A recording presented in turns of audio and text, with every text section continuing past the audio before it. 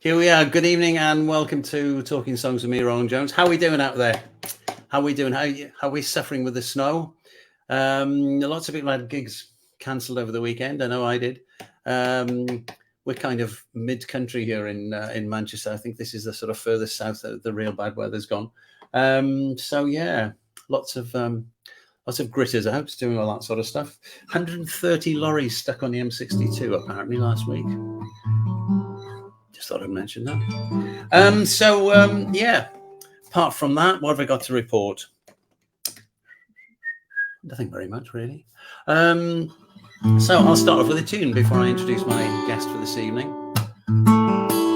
And this is a song that I wrote a while ago, but I'm going to play it again because tomorrow, which is December the 1st, I'm putting out a new single, which is a recording of this, recorded live at an arts centre, a lovely arts centre down in Oswestry Street a month or so ago. I'm putting an album out, which I don't know, it's album, I think 7 tracks. Is that an album? I don't think so.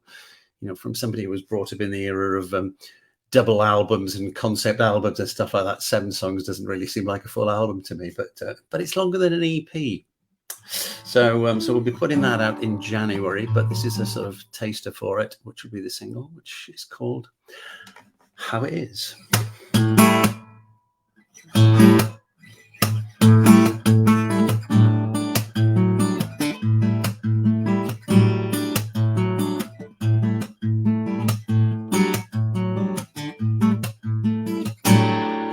I've been thinking about where I've been, the places I've visited, and the things I've seen. Made decisions by people I've met. Some were good ones, and some I regret. Don't know the future, can't change the past. That's how it is.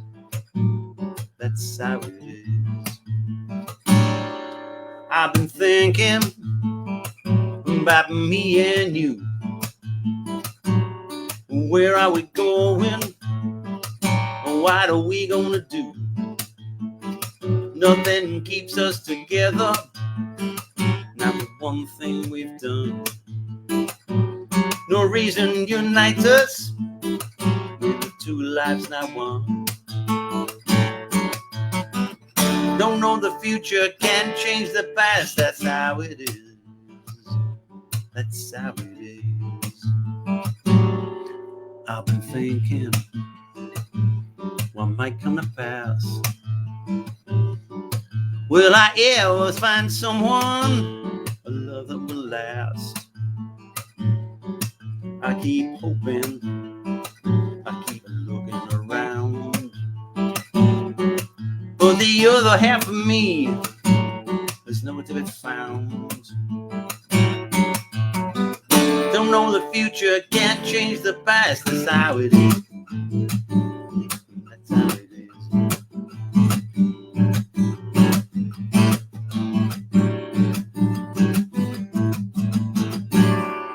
I've been thinking what might have been. Could have been a different story. Got to a different scene. A little less adventure. Might have been less fun, but I could be settled down instead of still rambling on.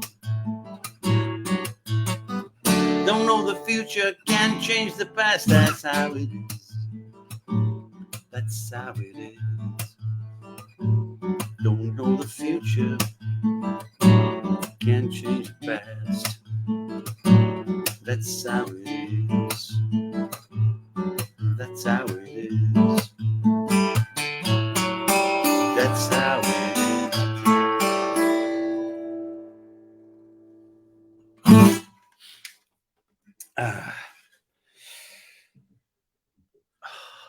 So that's how it is. And yes, that will be available tomorrow. So let me introduce my guest for this evening, who is Mr. Martin Ansell. Martin, there you are. Oh, look, that was clever. How did you've got an extra hand there, haven't you? Somebody unmuted the mic for you. Well done, Tom. Cheers, Tom. How are you doing, Martin? I'm good. Yeah, good. Have you been affected by the weather, or are you just being cold like the rest of us? I've just been cold. As I said earlier, I had to put an extra pair of socks on. As I said at the time, that has to be the strangest request I've had on this program so far. But there you go. It's a foretaste of things to come. Right then, Martin, you and music. Now, I've been looking a little bit into what you've been up to in the past, and I've seen pictures, a long-haired version of you in Amsterdam, I believe.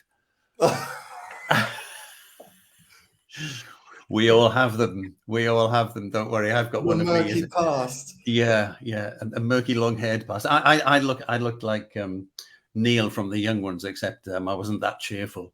So confessions over. Martin, when did music start for you then, mate? Well, I'm a Beatles boy. I was a Beatles baby. Well, the very first thing that I heard, which actually affected me in any way, was a record by Lonnie Donegan that my dear old dad used to play for my brother and I. Right. It was called Last Train to San Fernando. San Fernando. Remember it well. You remember it? I do. Well, for some reason, it had an effect on me and my brother, and we used to sort of bounce around all the furniture, especially because there were the words idiot. Well, we thought it was itty itty bum bum. Yes, of course, it's hysterical. Yeah. If you miss this one, you'll never get another. That's the one. Yeah. I seem to recollect it on a thing called 6-5 Special. I think I'm slightly older than you, Martin, so I remember slightly further back. Well, so the thing that really got me was the Beatles. And I remember watching. Mum and Dad were pretty good because Dad didn't like the pop music at all, but my mum, if she thought that the guy was dishy, that was all right. And she thought Paul was rather handsome, and she thought George was. So whenever the Beatles were on TV, Mum would persuade Dad that it was all right for us to watch anything on TV with the Beatles. No ulterior motive there. Excellent. Exactly. Oh, great. So did your parents play music, or were they No, but I found out quite a bit later on, actually, that my granddad, my mum's father, played. He was in the Royal Marines, and he played the bugle. Oh, right. And then in recent chats with my dad, because I see my dad regularly now. He's very, very old. He's be 97 next Monday. Oh, right. And of course, he reminisces about just so many things. And one of the things I found out recently was that he's got a very complicated childhood himself, but his real father also played the piano rather well, apparently. Right. So there was music there, but it wasn't until I was about 8 years old when I finally picked up a guitar. It was a plastic one. Was it one of those ones that had a picture on it? Oh, yes. It was a Beatles signature. There you go. A boy came into class one morning and he was surrounded by all these girls. And I was sort of, what's going on over there? You know. And as soon as I saw it and I heard it, I thought, that's for me. I want one of them too. Well, that's what Clapton always said. That's the reason he started playing guitar. So there you go. Yeah, absolutely. So what about writing then? Writing songs, when did that start? Well, actually, I can remember I wrote a funny little instrumental very shortly after that. So I was about 8 or 9. Wow. And it was called Spotted Rhino. I can't even remember what it was called. Spotted Rhino, eh? Yeah, it was obviously a bit of a peculiar little thing. There wasn't much to it. but yeah, that was my first thing I did. And then when I was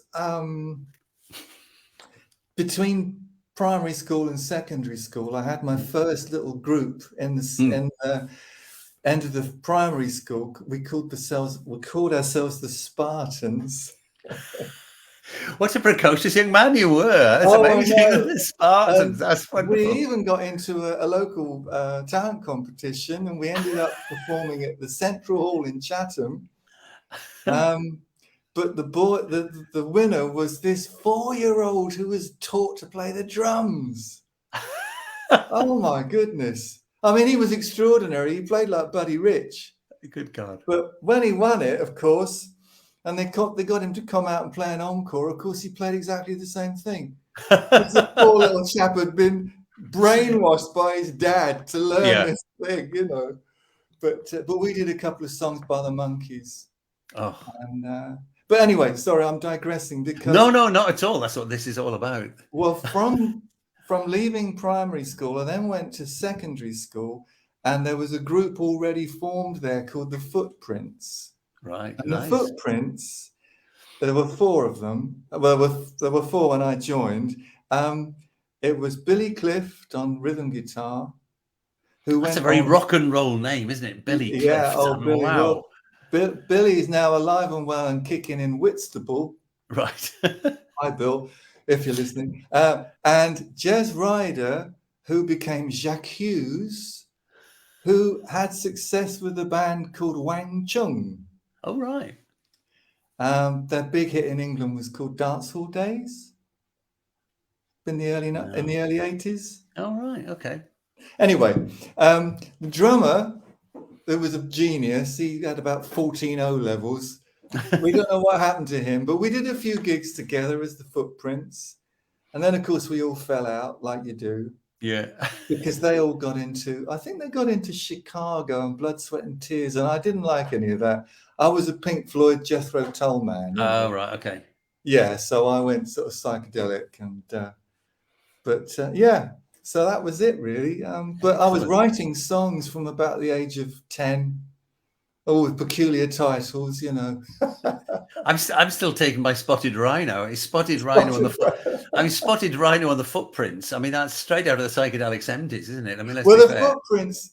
Billy and Jez hated the name The Footprints. It was the drummer's idea, and they kept saying, "Look, we want to call ourselves something a bit more, you know, cool." But John just dug his heels and he said, no, it's the Footprints, the Footprints.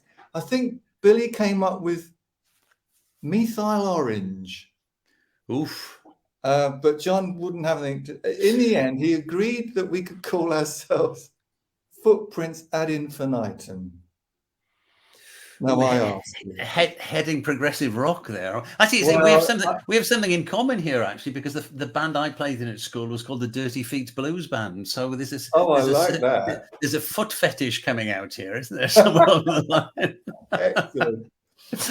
Okay, then songs. Then what are you going to start with, Martin? What are you going to sing us to start with? Well, I'm going to play you a little song called "To the Dogs," and this is off a little CD that I made a few years back, and I actually recorded the whole album in my car on my mobile phone.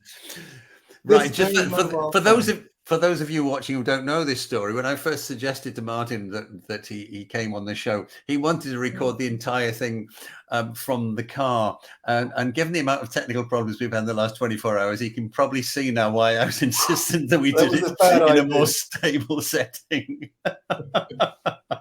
Absolutely. Okay, over to you, Martin. Okay.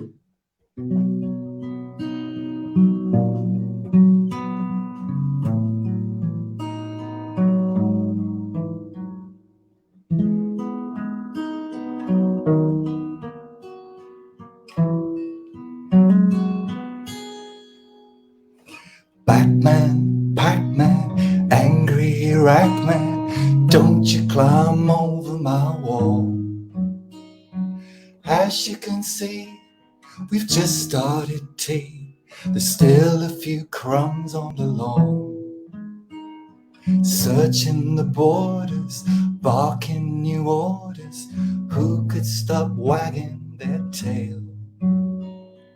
We watch the news and give it our views, the same way we chewed up the mail. The whole thing's going to the dogs.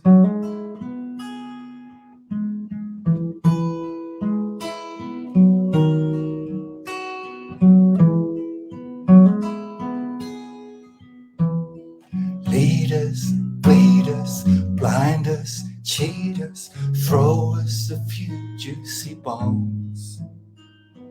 Teach a few tricks, fetch a new stick, carry it all the way home. Needy, greedy, eyes that say feed me, why don't you stop all your talk? When your fight's ended, we won't be offended, as long as we go for a walk. The whole thing's going to the dogs. Whole thing's going to the dogs.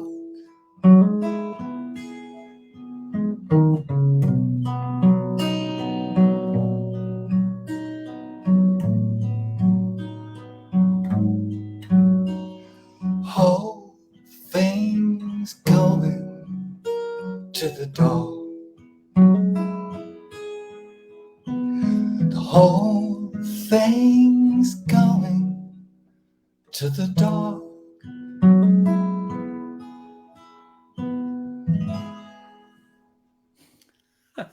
Great, love it. So, what was the thing that started that train of thought out? Sort of brought it out in you. Well, I always like sort of double meanings in my songs, I suppose. And when I wrote it, I was pretty fed up with what was going on up at 10 Downing Street. So it was kind of there's a lot of what's going on with the government in there, really. Yes. Well, of course, there's a great history of that in music, isn't there? In terms of people, what can I say, misdirecting things in order to, like the tradition in the blues, or a lot of the songs that were sung about, being badly treated by their women, was in fact aimed at their bosses, but they couldn't say that because they get beaten up or chained or beaten and chained, so it's a good history of that. So what starts you off on songwriting normally? Do you have an idea that about sort of a concept, if you like, for a story or a phrase, or are you? It's a hard one to answer because it varies. I mean, sometimes I'm happy to sort of noodle, especially on this guitar. If you don't, I've just got to give you a little bit of history on this guitar. Go on. Because, as you can see, I'm left-handed. This is really a right-handed guitar. And it belonged to a dear friend of mine called Keith, who sadly passed away much too early. And when he passed away, his brother rang me and said, "Is there anything that Keith's got that you'd like?" And I lived with him for a while. We shared a flat in London. Right. And I said, "I love his old Yamaha." And he said, "It's yours." So I took it away and I had it jigged for left-handed by a great guitar man up in North Dorset. And he did a beautiful job on it. And this guitar is with me all the time because I'm a taxi driver. I've got it in the boot of my cab. And I pick it up and I play it. And I play it on the rank. And I play it in between jobs. And sometimes I'm just fiddling around. And the next thing, lyrics just come, really, Yeah. It's totally it's a lovely idea. When I first saw that image of you, the first one I saw, I thought, "Oh, this is something, inspiration you've had while you're out." I didn't realize it was a constant companion of yours in the car. I think it's brilliant. Yeah, it's excellent. And in fact, I don't know if you can see, but on the back, down at the bottom, Can you see there? Yeah. There's, oh, hang on, is it there? Oh, no, it's down there. It was actually Keith, when he had it, Yeah. he used to get quite grumpy if he couldn't learn a lick. And he was trying to learn a Hendrix track. I think it was Little Wing. Right. And he got so fed up, he suddenly whacked the guitar against the wall and made a big hole. And he was mortified. And he took it to some guy who was brilliant with, I think it was fiberglass, resin. All right. And it actually, you know, if you look at it, you can see it. But he did a very good job. Impressive. Yeah, absolutely. I'm not sure which, but there are certainly Yamahas. I think they're called a 140 and a 160, which are actually quite prized for their sound, that looks suspiciously like one of them, to be honest. So well, I was sitting in the car and I had a wonderful drive with a chap called Johnny Fewings, the legendary Johnny Fewings, who runs a place called the Whitstable Sessions. Right. The guitar was on the back seat. Yeah. And he said to me, "That's a Red Label, isn't it?" And I thought, if somebody left a bottle of whiskey in it. And I couldn't even remember. But when I got to the station and I looked, I thought, he's absolutely right. It's a Red Label FG 180. Oh, 180. There you go. It's about 45 years old. And Johnny said, they're great. Absolutely great. They're as good as the old Martins. And I think he's right, actually. I think it was the sort of early 70s they came out. There's that range. But it was one of those things. I remember several of my friends at university had them, and they always sounded excellent. Right then. So I don't know. What about another song? Do you think? How many do you want to do? You can do as many. I'll do as many as you like. Okay. Well, let's just carry on then. I just had to change my drop D up to normal E. Right. Got lots of messages coming in here. Karen Griffin saying, "Well done, Martin." Karen. Linda Fletcher, good to hear you talking about your music, Martin. Some applause from Gary Carey. Hugh Blazer pointing out another Feet link is of course Little Feet. He and I discuss Little Feet very frequently. We could talk about them if you like, no problem. The day before yesterday was the anniversary of his death, wasn't it? Well, Lowell, yeah, was it? Yeah. Do you know, I actually cried when he died. Yeah. And I didn't when John Lennon died. There was something about Lowell George that really got me. Yeah. I posted something saying that, many people of my generation say they remember where they were when they heard that Kennedy had been shot. I can remember that, but I can also remember where I was when somebody told me that Lowell George had died. Some years later, clearly. But sad. Great player. I can watch that clip of him being interviewed by the German journalist 1,000 times. Have you seen that one? I don't think I have, where he's explaining about how to play slide guitar. Oh, okay. No, I haven't. And they sing China White, and he says, I'm going to have to look. And it's utterly beautiful. It's just him playing slide and all the band just singing in harmony. Oh, fabulous. And at the end, this dead straight-faced German journalist just says, "Is that difficult?" Oh, I love it. It is utterly priceless. Yeah, check it out. Okay, next comment. Next song. Well, this is called Water Bears. And this is, I don't know if you know what a water bear is. It's a little an insect. Sorry? An insect? Well, it's actually a tardigrade. A tardigrade is a little tiny microscopic creature which apparently is going to survive us when we've blown ourselves to smithereens, or the climate change blows us all, we get wiped out. The tardigrade will survive. It's a peculiar thing. You should check it out. It looks like something out of Doctor Who. All right. It's like a really. I've come across Mind you, of course, the only other thing that will survive will be Willie Nelson and Keith Richards, of course. But well, I think Willie deserves to carry on. I'm not yeah, sure about Keith. he may Anyway, so be this dead is for a Paul's few years choice. already. Who knows?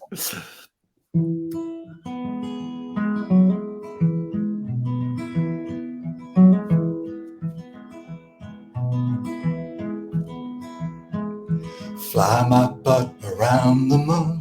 If this bullshit don't end soon, then I'm gonna learn to croon Stardust melody. Well, I'm a dreamer on the run.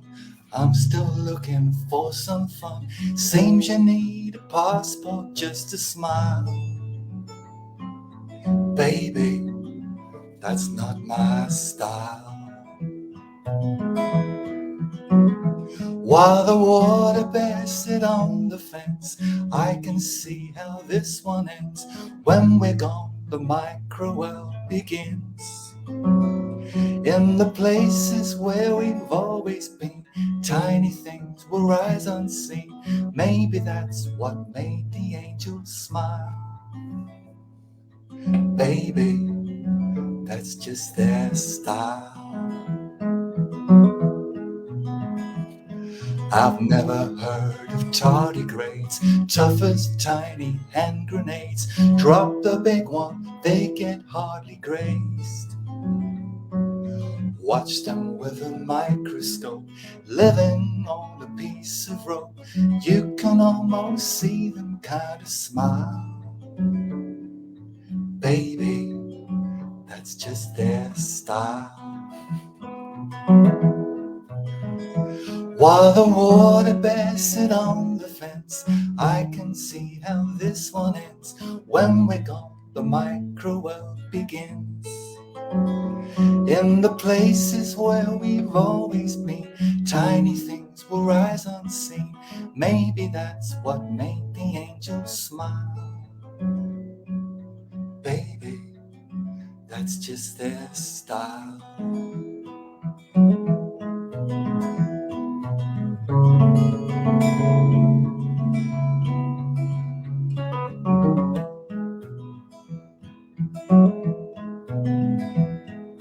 Fly my butt around the moon. If this bullshit don't end soon, then I'm gonna learn to croon Stardust melody. Well, I'm a dreamer on the run, and I'm still looking for some fun.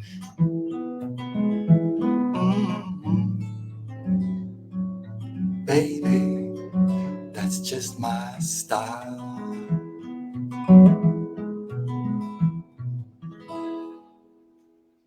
No.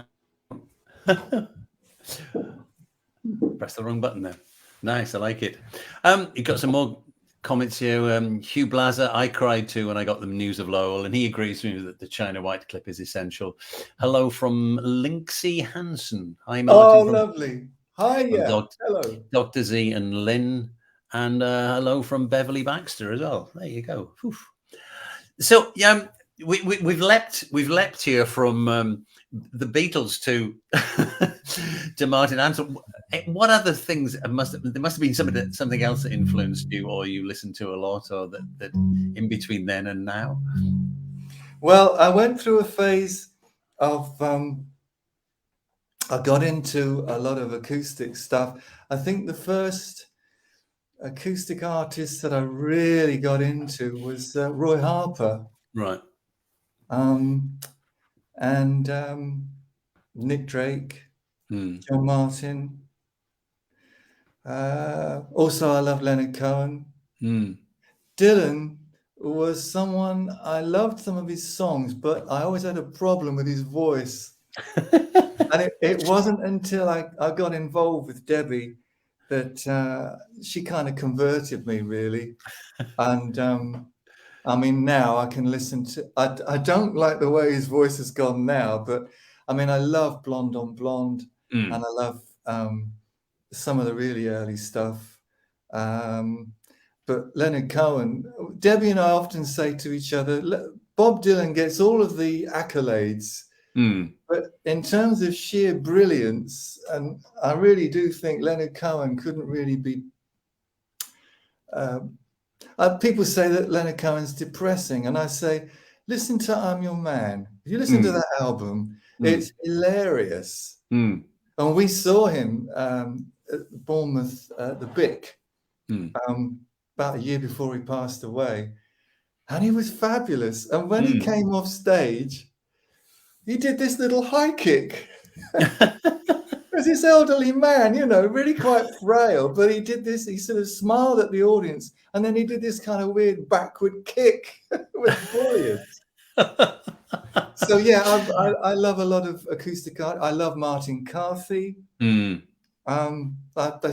Steely Span, that album, "Pleased to See the King." To me, everyone goes on about Fairport Convention. I say, actually, for me, the classic album from that period is "Pleased to See the King." I'm never going to win because people always say Legion Leaf and Sandy Denny. I say no, Yeah. Pleased to See the King. Because there are tracks on that album. I mean, Boys of Bedlam, if that doesn't scare the life out of you, you know, if you're left on your own in the dark room, listen to Boys of Bedlam, that is a really heavy little piece of recording. It's fabulous. Well, I think when you get into things, the realms of, you know, anything, it's like people who knock the Beatles or knocking Fairport Convention, or it's you know, you're into tribalism there, really, aren't you? So you're not going to win. Definitely. I mean, don't get me wrong. I thought Fairport did some great stuff, but for me, that particular Steely Span album, and I mean, recently I saw a video. I don't know who did it, but it's very. It's not great to look at, but they actually play a track from the album, and to my delight, Martin Carthy is playing a Telecaster which looks exactly like the one I've got, because I do play electric as well. Yeah. But anyway, we digress, don't we? Because what happened was, what it's all about. I really got into acoustic guitar because I had a little band after I left school.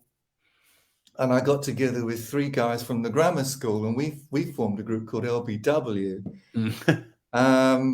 Obviously stood for leg before wicket, but it was very tongue-in-cheek because we didn't like cricket, and we thought it was quite amusing. But we were really into Can and Man. Oh, God.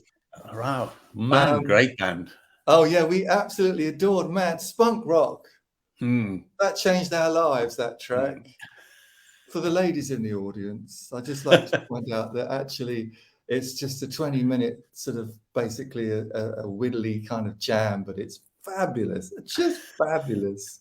And so we kind of modeled ourselves on Man, and fortunately the other 3 guys are still alive, although we all live in different places. We're still talking to each other, which is great.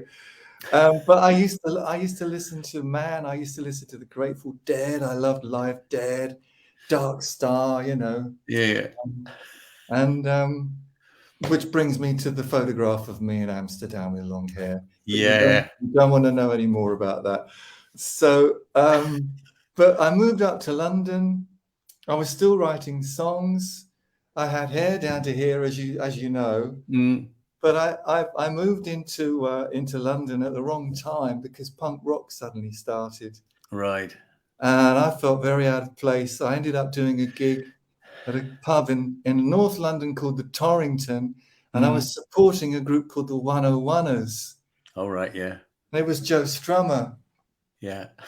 And in the sound check, I just stood and watched all these heavy-looking guys sort of shifting gear, and I thought, maybe I'd better go home, you know. Yes. And I walked up the road, and Joe Strummer was coming out of a shop eating an ice cream, and he went, "Where are you going, mate?"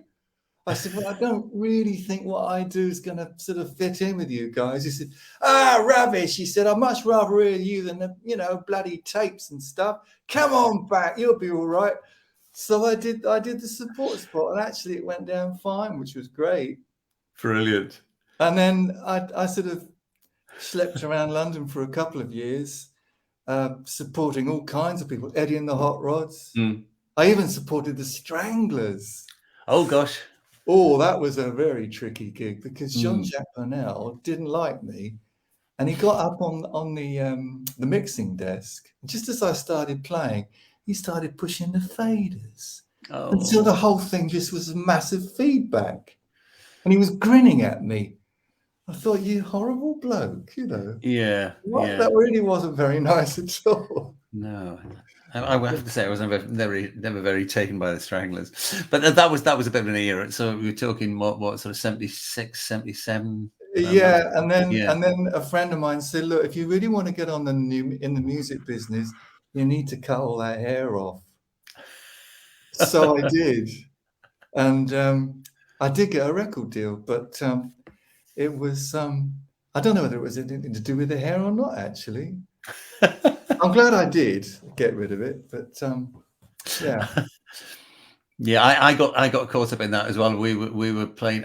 There used to be I don't know whether the club's still there, called the Speakeasy near Oxford Street, no, and we were playing there, and it was like they used to print a card every week that said who was on, and we were playing on the Tuesday, and the Monday was the Stranglers, and the Wednesday was the Sex Pistols, and we were right, in between that, and we were playing sort of American sort of country rock. uh-huh. So we didn't play that gig often, but there you go. But it was that time, with the Bracknock and the Red Cow and all those Yeah, gigs. absolutely. Yeah, I usused to play there. The Golden Lion was my pub in Yeah, Fulham Broadway. yeah. In fact, I don't know whether this is well. What happened was I had a band that was really a great band, and the drummer was a chap called Trevor Moraes, who had been working with all kinds of people, but he was the bedrock of the band. And well, to name a few people, Trevor had been working with. He was working with Elkie Brooks. All right. He then, very shortly after he worked with me, he was working with Howard Jones. He did a world tour with Howard Jones. All right. But at that point, I was playing at the pub in Fulham Broadway, and who should turn up but Chris Blackwell from Island Records, and he signed me. Wow. And I made an album for Island Records in 1986, produced by Rupert Hine, Right. who Nice. sadly passed away a couple of years ago. Yeah.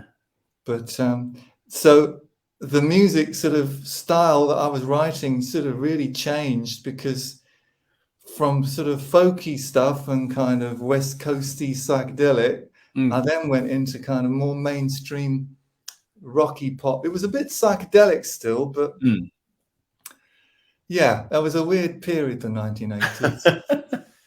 Yes. Too much keyboards for me. Yes. Excellent. So what's your next song going to be then? Well, the next one is hopefully going to be in tune. Got a comment from Mr. Blazer here. Roy Harper, my first true love. This is the best interview in capital letters. Oh, wow. You're very excited there, Hugh. Steady, boy. Steady. This is called English Rain.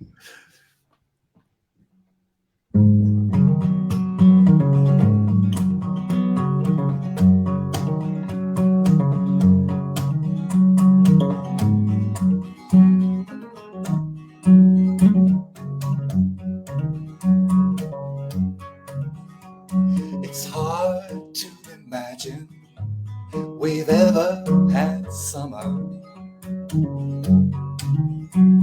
It's hard to believe the sun was here at all. I feel I wanna keep my thoughts in the springtime.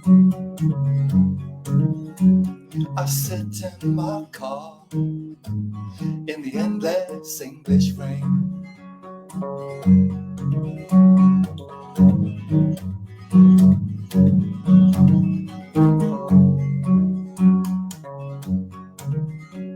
It's hard to imagine there's ever been sunlight. It seems it's been raining about 100 years. I feel I wanna call someone and start complaining, but the phone box went by, floating past my ears.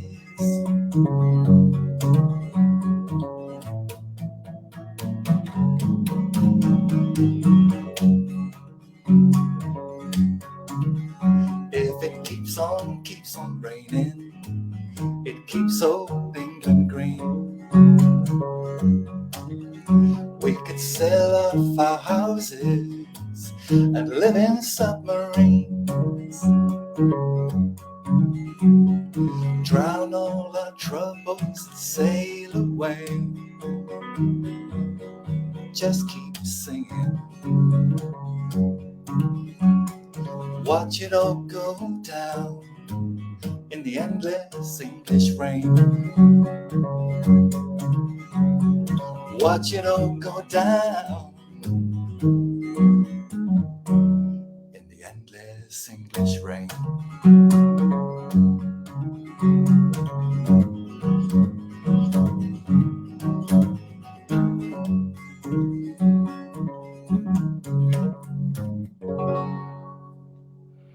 Lovely. Great groove to that. That's really sweet. Thank you. Do like that a lot. Yeah, it's kind of it's evocative as well, isn't it? Because it's like it's a bit sparkly, tinkly effect. It's nice. I like that a lot. Who do you like as guitar players apart from Carthy, obviously? Raikuda. Right. I think probably if I ever got on Desert Island Discs, and then if I was allowed to have, you know, whatever it was that you're allowed to have, it would have to be just a whole load of Raikuda, because of all the artists I can listen to over and over again and not get fed up, it's him. Yeah. So many of his albums I just adore. I mean, I love Little Feat as well. Yeah. And of course I love the Beatles, but yeah, if push comes to shove, there's certain things by Raikuda. I mean, one of my, I think for my funeral, I would really like a track called Maria Elena off Boomer Story, which is just the most. Do you know the track? Yeah. Oh, I think I know that one. I'm not sure. And FDR in Trinidad. Yeah. Off Into the Purple Valley. Just does something to me. I just adore him. I like Jerry Garcia. I love JJ Cale.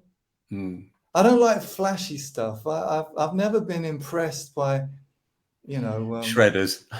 No, not at all. Don't like that. It's funny, the number of people I've spoken to within this project, and also within TST as well. And it's always the same names when it comes to talking to. It's always the guys. Really? Yeah, it's always the same people. I mean, that's how I got chatting to Hugh, was about Lowell George, and you know, it was a track of his that I said reminded me of Lowell George, and if somebody else I spoke to, it was about JJ Cale, and it's always the same Raikuda inevitably cropping up. I mean, it's but none of them are flash guitar players. No, they're incredibly tasteful. Exactly. Peter Green is another one. Yeah. I mean, the way he plays Need Your Love So Bad, you know, it just destroys me. Every time I get all trembly lipped, you know, it's beautiful. But yeah. So what about about collaborating in terms of writing? Well, I've written bits and pieces with Debbie. Well, we went off at a tangent in the 90s. We actually came up with a pretty peculiar album. It was very trancey. And Debbie's a bit of a wizard with computer, and she was just great. She could just do magical things with the gear that she had at the time. Was so creaky, but she just persevered, and we knocked together this peculiar little album, which I'm still really fond of. But song-wise, we wrote a couple of songs together that I'm really proud of. I've written a couple of things with Sally Barker. Mm. I don't know if you know Sally. Yeah, we talked about it when I spoke to Debbie. Yeah. I'm Um, hoping she's going to come on the program soon. oh, I'm sure she will. Absolutely. Yeah, no, I one of the nicest things I did with Sally was she had a lyric. No, sorry, I'm saying it's all the wrong way around. She had a tune, but she didn't have the words. And she said to me, I want you to write me a song about elephants. Well, I've got one about rhinoceroses, you said, quick as a flash. Exactly right. Yeah, absolutely. So somehow I managed to come up with this song, this lyric that she really liked, and I think she still plays it occasionally now, which is really nice. About elephants. I haven't really collaborated with anybody for a while. I mean, I've written so many things in the last couple of years because the guitars in the boot, you know. Yeah. I have a big backlog, and I need to make a new album. Well, I think that's one of the things about when I've had guitar students in the past, and one of the things that I always say to them is, if you can have a guitar, if you've only got one guitar, have it out somewhere. Don't have it in a case put away somewhere. Have it on so that you can grab it at any given time. Yeah. Even if it's, while you're waiting for a taxi to turn up or whatever, you can just pick it up and strum it for 5 minutes. Just Absolutely. Just to wrap your hands around it and just get used to feeling it and playing it. I think that's one of the best things you can do, really. And if you happen to have it in, I mean, the idea of having it in your car, I think, is brilliant. I think that's excellent. Well, I wrote a song specifically about the taxi, actually, because it was on the taxi rank in Blandford Forum, just at the bottom of the rank, on the high up on a wall, it says Sheep Market Hill, which is the name of it's not even a road, it's a tiny little hill, and all the taxis are on there. So I had to write this song called Sheep Market Hill. And I've written a couple of taxi type songs, actually. But not the big yellow one. Oh well. Oh, now you're talking about a goddess. Yes, I hadn't even thought about Joni. How could I possibly have left her out? Yeah. I mean, there are female songwriters, and I love Joni Mitchell. I also really love Laurie Anderson. All right. Oh gosh, she's made some brilliant records, actually. Yeah. People only think of Oh Superman, but she made some great records. Oh, she made a lot before then. Yeah. Didn't she? Yeah. Yeah. Hell of a lot. And Debbie introduced me to Judy Sill. Yeah. So I really like her as well. But I think most recent, well, it's not that recent actually, but I love Gillian Welch. All right. I don't think she's made a bad album actually, which is quite something. I know their name. I have to say, I'm not familiar. Oh, she's great. She's great. American, but she's just great. Great. Excellent. Okay, then I think it's time for another song. Well, I'm going back up to that old normal tuning again. I've got my posh guitar in there, but I don't think I'm going to get it out, actually. Is that a posh acoustic or is that the Telecaster? No, it's a Gibson J180. Oh, right, okay. But I'll stick to this because I love this guitar. Okay, this is a song which... this is for everybody that's ever performed live. It's called Old Smoke.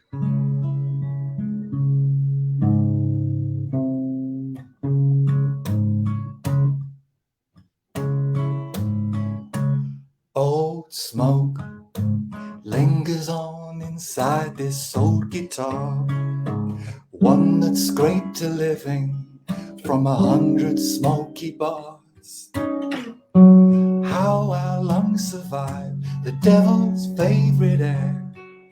He's always in the shadows when you're slumped in a chair. Old rope hanging high, old jugs and mandolins, caked in greasy cobwebs, the spiders wrestle in. That off-the-shoulder waitress made the boys drop a few coins in. Way down in the basement, trying to rise above the din. Don McLean must be a very wealthy man. Everybody in the bar wants the same old song he sang. Well, if I wrote that, I'd settle back and work on the tan. They're all drunk anyway, they hardly know the chorus. Old smoke weaving through the strings on my guitar, rising from the ashtray, it'll find out where you are. Something smells bad down there underneath the stage, you know. In the dark things go on, there's something underage. Old smoke through candlelight makes this place inviting. So pour another, they won't know where that cockroach has been. But that tired, underpaid waitress who used to live in has seen them making out in glasses that you raised to your chin. Oh, Don McLean must be a very wealthy man. Everybody in the bar wants that same old song he sang. Well, if I wrote that, I'd settle back and work on the tan. They're all drunk anyway, they hardly know the chorus, only know the chorus. Oh, Don McLean must be a very wealthy man. Everybody in the bar wants that same old song he sang. If I wrote that, I'd settle back and work on the tan. They're all drunk anyway, they hardly know the chorus. Old smoke, old smoke, old rope.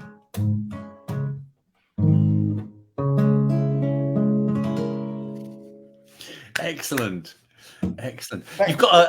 You've got a very British way of writing songs. Your lyrics are very. I mean, it's. I don't know how to describe it, but it's something I would freely admit that the way I write tends to have an American, because it tends to be bluesy, tends to drift that way. But what you do is got a very British feel to it somehow or other, in terms of your choice of language and also your subject matter. It's funny you say that, because I often think I get quite neurotic about my writing. I must admit there are times when I think, oh, is it too, you know, is it too this, is it too that? But at the end of the day, that's a really interesting thing that you say, because, well, I never really looked at it like that, but that's great actually. Yeah, it's got that feel to it. What you saying couldn't possibly be written by somebody from America. Well, you know what? I come from Kent, and I've always had a real soft spot for the old Canterbury scene. I used to love Caravan, Robert Wyatt, Soft Machine, and I mean, Medway Towns is not that far away from Canterbury actually. Kevin Ayres, another one I used to really like. Gosh, that's a name from the past. I know. In fact, I've just been reading this brilliant book of Robert. It's a biography on Robert Wyatt. Great book. I don't normally particularly enjoy rock biographies, but he's fascinating actually. And of course, there's so many links, and you're the second person who's mentioned that book to me in the space of 2 or 3 weeks. It's a good read, really good. Yeah, very good. And of course, it mentions Kevin Ayres because he was originally in Soft Machine, and also David Allen, who was with Gong. David Allen, another band that we I do actually have somewhere a letter that David Allen wrote to me. Oh wow! from Banana Moon Observatory, which is where he used to live in Ibiza, was it, or Menorca? I can't remember. It was one of the It was islands. Mallorca. Was it Mallorca? Right. Well, there was an article about him. Some of my prized possessions. I still have some. Do you remember a magazine called Beat Instrumental? Yes. Yes. Well, I still have some copies of Beat Instrumental from 1969 and 70, and and some slightly later than that. In one of them, in 1971, I think it was, he wrote an article about recording an album. And I wrote to him and asked him about this particular album, and I kind of forgot about it. And several months later, I got this. And it was written on like a tiny sheet of paper, but it was letterhead, when it had this little drawing of a moon and a banana and stars and stuff, as you'd expect from David Allen, you know. Well, look, I've got to tell you, sorry to interrupt, but we did a gig supporting Gong. Right. LBW, my teenage band that I loved.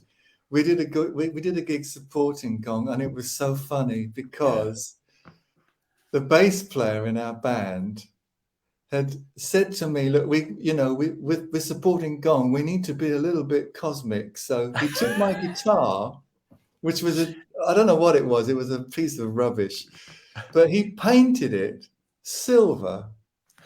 But he didn't use proper paint. He used the sort of paint that you use for Airfix kits. Right. Yeah. And about a day before the gig, he presented it to me. And I thought, well, yeah, he looks pretty cosmic, but actually there's a little bit of a problem here because the paint's not really dry. And what happened was we got to do the gig and we were backstage and we shared the backstage room with Gong. Yeah. Steve Hillage came in, obviously completely enhanced by something. He kind of, he said, "Hi." And we went, "Oh my God, it's Steve Hillage." "Oh, wow. Hi, man. Yeah, hey." And he took one look at my guitar. Bear in mind, he had a very nice Stratocaster laid out on top of the case. He went over to mine and he said, "Oh, can I have a look at this?" And he picked it up and he started playing it. And I don't think he realized it was left-handed because he was playing the most extraordinary stuff. It was kind of Indian and his eyes lit up like this. And he was going, "Oh, wow." And he said, "I'd like this guitar." And I thought, "Oh, swap it with your Stratocaster." But as he walked away, we noticed his fingers were silver. Covered with silver. Oh, that's brilliant. Oh, that's classic. Oh dear. But I mean, I saw them several times, and I can remember seeing them at the Free Trade Hall, and suddenly I realized that I was there amongst I don't know how many 100,000, maybe 1,000 people cheering as a cardboard teapot was pulled across the center on two bits of string. Yes. Fabulous. Oh, I loved them. They were great. They were brilliant. Yeah, yes, they were something extraordinary. Gosh, a trip down nostalgia street tonight. I have to say, but thoroughly enjoyed chatting to you, Martin. Would you like to do us one more song? Because I'm very taken by your material, I have to say. Thank you very much. Yes, of course. Now, I'm just thinking. I'm going to do... this is a song that I wrote for my dad. So it's a bit poignant, really. Yeah. This is called Card with Kind Words.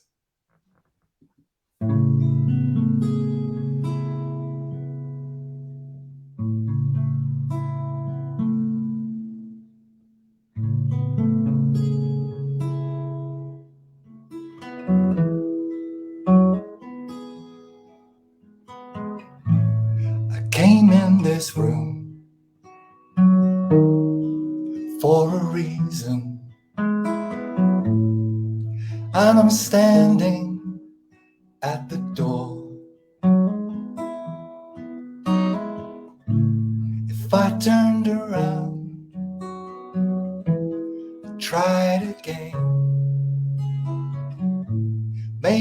I remember what for. If you can't come today, then tomorrow send a card with kind words. I'm alright if the weather's fine. I can sit and feed the birds.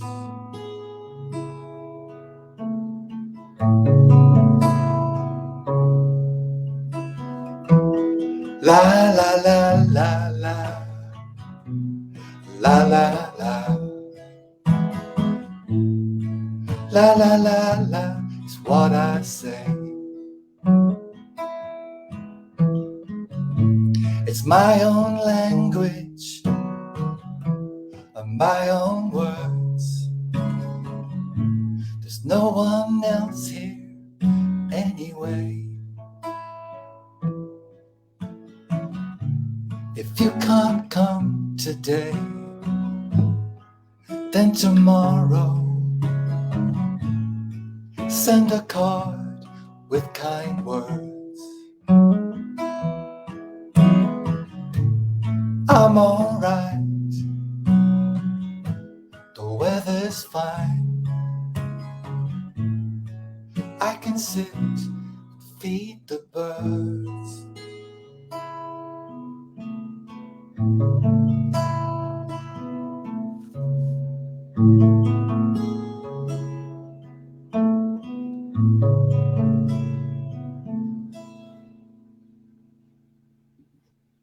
Beautiful. Love it. Thank you. Excellent stuff, Martin.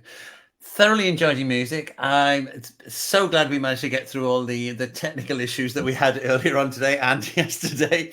Thanks to Tom for his assistance. Oh yes, thank you, Nice Tom. one, Tom. The ever-present but hardly seen Tom.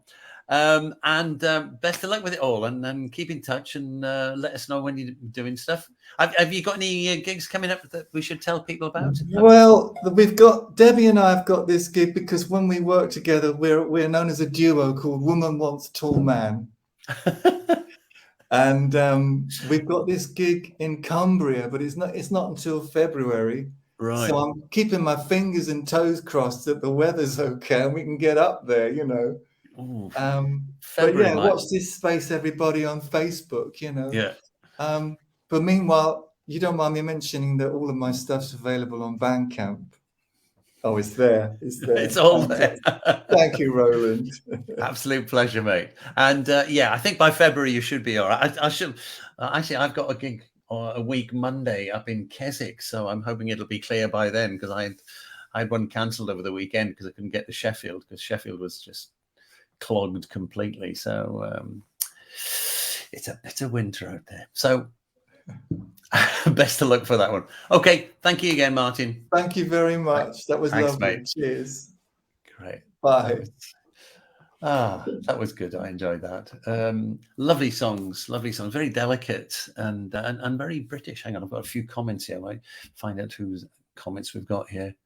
Hans Peters. Hi, Martin. Hi, Roland. Oh, few comments from Karen. Song for your pa is so tender. That's nice. Applause from Hugh, Mr. Blazer again. Yeah, lots of nice comments. Great. I just, blown away by that. Absolutely blown away by it. So that's all from me for this week. I'll be back next week when I've got Donna Canali with me. And that'll be, it's December tomorrow. It's that Christmas thing that's creeping up on us. And, oh, hang on a minute. Somebody's saying, I missed a bit of this. Oh, two people saying I missed a bit of this. Right. If you follow the link to talkingsongs.uk, that'll take you to the Facebook page, which is probably where you're watching it anyway. And it just stays on there. I do then archive them over onto YouTube. So YouTube, the channel's called Talking Songs with Roland Jones. Imaginative title there. So you can find it over there. So there it is. So thanks for joining me. And thanks for joining us, Martin, for a really lovely session. So until next week, bye to everybody. And if you are going out, then do drive safely. Take care.